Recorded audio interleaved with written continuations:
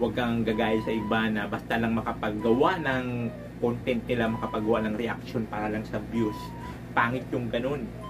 Ay naku, Bibo, hindi mo na kailangan sabihin yan kasi may sarili akong diskarte. At hindi ko kailangan manira ng kapwa para lang magkabyot. At hindi ko rin kailangan mang-away dito sa social media para lang magkabyot at kumita ako. No way, hindi ko gawain yan.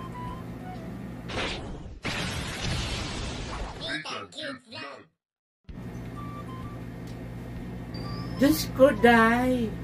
Tama na talaga yan, kuya. Diba? Tama naman kasi nakikinabang sila. O, anong silbi niyan?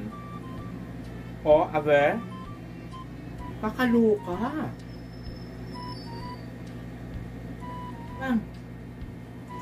Ano may ginagawa mo dyan umagang umaga? Sino may away mo dyan? Wala akong inaaway, B-boy. Nagre-react lang ako dito sa live ni Kuya Bal kaninang umaga. Away na agad. Ano naman kasi yan mga pinagsasabi mo? Lakas pati ng boses mo. Sabi kasi ni Kuya Bal, lahat ng mga gumagamit sa kanila, sa mga gumagawa ng mga video-video, kumukuha yung video sa kanila ni Kalinga Prab, dapat naman mag-share din ang kanilang mga kinikita sa YouTube kasi pinapakinabangan din nila. Hello? Abay, dapat lang, Bibang. Kasi kung wala sila Kuya Bal, wala si Kalinga Prab, oh, anong content nila? Tama lang naman, diba? Yun na nga yung B-boy. Pero hindi talaga maalis na may mga sadyang makapalang mga pagmumukha na parang ating kapal ng espalto sa kalsada. Pinapakinabangan nila ang video ni Kalinga Prab at ni Kuya Bal pero never nag-share ng kanilang mga kinikita. O diba, ang kapal ng pagmumukha. Yak! Alam mo kasi, Bibang, yung taong may sentido komon, sentido komon, hindi mo na kailangan sabihan pa. Dapat marunong makiramdam. Totoo yan, B-boy. Sadyang makakapalag talaga mga pagmumukha nila. Hindi nakakaramdam, hindi na nahiya. My God. Kaya ikaw, Bibang, kung sakali kumita ka man dyan sa ginagawa mo reaction dyan kala Kuya Balya, kay Kalinga Prab, matuto ka naman mag-share, Bibang. Mahiya ka naman. Hindi yung puro panlalaki lang ginagawa mo. Mag-share ka. Para hindi ka nababanggit sa live. Yun.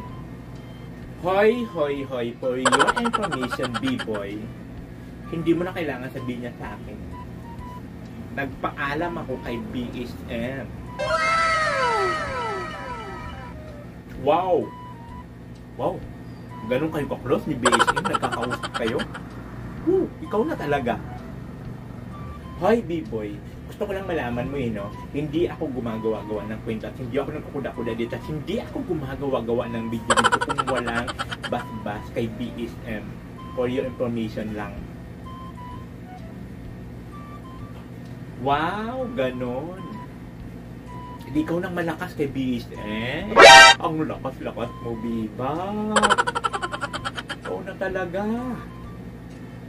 Hoy, B-boy, wag mo akong susubukan, mapapahiya ka lang. Nasabi ko sa'yo, hindi ako marunong gumawa ng kwento-kwento lang, no? Wala ka talaga kasing yabang, Bibang, no? Walang kasing yabang sa katawan. Naku, B-boy, talaga sinusubukan mo ako. O, nakikita mo yan? Nakikita mo yan? Ano titignan ko? Yung langit, yung mga ibon, taas, yun. Wala naman nakita. Ulap, malapit na umulan. Gaga hindi yan. Yan yung combo namin ni BSM. O ano ka ngayon? Kala mo sa akin magawa ng kwento? Hello, hindi ko gawain yan. Wow, ang tibay mo talaga, Bibang. Believe na ako sa'yo. O ano ka ngayon?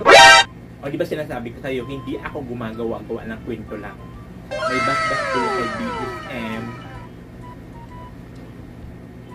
Abi, dapat naman talaga bibang na magpaalam, di ba? Magbigay galang, respeto na lang sa may-ari ng mga video. Huwag mong gayahin yung iba na basta na lang kumukuha ng video kala Kuya Bal, kala Kalinga Prab, hindi man lang marunong mag-share. Di ba? Kasi doon sila kumikita. Dapat hindi na kailangan sabihin yan. Nagpaalam po talaga ako doon, B-boy. Bilang respeto lang, di ba? Bilang respeto sa paggawa-gawa ng mga video-video na silang itatapos.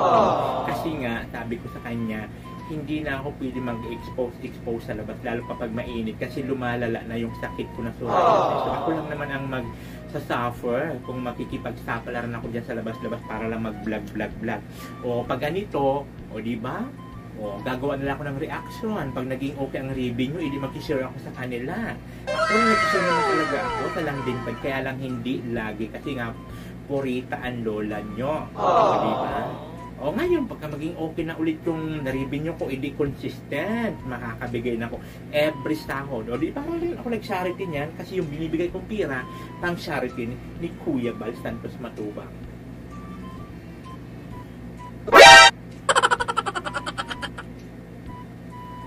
Advice ko lang sa ibibang, dapat talaga maging mapanuri ka. Lahat ng mga pinagsasabi mo diyan sa mga reaction mo is pag-isipan mong buti, pag-aralan mo mabuti. Huwag kang gagaya sa iba na basta lang makapaggawa ng content nila, makapagawa ng reaction para lang sa views. Pangit yung ganun. Ay naku, Bibo, hindi mo na kailangan sabihin yan kasi may sarili akong diskarte. At hindi ko kailangan manira ng kapwa para lang magka-views, at hindi ko rin kailangan mang-away dito sa social media para lang magka-views at kumita ako. No way, hindi ko gawain yan. Sinasabihan lang kita, Bibang, kasi marami dyan gumagawa ng video, wala silang pakialam kung may naagrabyado o may naapakan sila ibang tao, basta lang magka-views. Yun ang ibig kong sabihin. B-boy, hindi mo kailangan ikumpara sa kanila dahil kakaiba ako, may iba akong diskarte at kakaiba ang aking kagandahan, hindi tulad ng iba. Naiiba akets? Gets mo ba yun? Ayan tayo, Bibang, bakit sinabi ko bang ikaw yun? Diba? Napakalinaw na sinasabi ko, ang sinasabi ko, huwag kang gagaya sa iba na basta lang gumagawa ng video para lang magka-views, para lang kumita ng pera. Hindi ko naman sinabi ikaw yung Bibang. Napakalinaw ng paliwanag ko. Intindihin mo kasi muna. Huwag kang gagaya-gaya doon sa mga hindi pa nga napanood yung video. Basta lang umaasa, tumitingin na lang sa kung anong thumbnail, anong title. Ayun, basta lang comment ng kung ano-ano. O diba? Nagpapakilala lang talaga na napaka-marites nilang tao at mapanghusgang nila lang. Kasi hindi pa nga alam yung buong kwento, basta na agad magre-react. Hindi ko naman sinabi ikaw yun. Wala akong pakialam sa kanila. Basta alam ko sa sarili ko maganda ako. Number 1. And number 2, wala ako inaagrabyado ibang tao. Number 3, masaya ako sa ginagawa ko. Yun. Bahala ka, Bibang, basta ako pinapaalalahanan lang kita. Diba? Diyan sa mga paggawa-gawa ng reaction video na yan sa Kalingap. Kasi maraming nanonood, mga supporters ng Kalingap. Milyon ang nanonood sa kanila. Baka mapahiya ka lang. Huwag kang mag-alala, B-boy. Dahil kaya ko silang sagutin lahat isa-isa.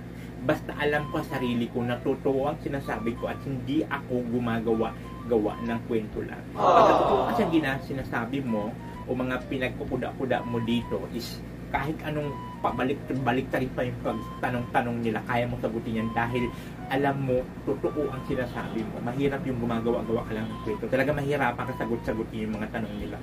Pero kung alam mo sarili mo, na sarili mo yan sinagsasabi mo at wala kang ginagawang kwento, masasagot mo sila lahat. And I thank you. Abay, dapat ng Bibang. Alalahanin mo, milyon subscribers si Kuya Bal, si Kalinga Prab, ibig sabihin milyon din yung mga nanonood sa kanila, diba?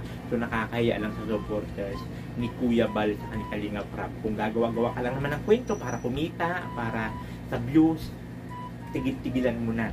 Ang gawin mo na lang, pumunta ka na doon sa kusina, magluto ka, kakain na tayo. Yun ang pinakamaganda mong gawin. Ang dami-dami sinabi, yun ang palang ending. Magluluto sa kusina.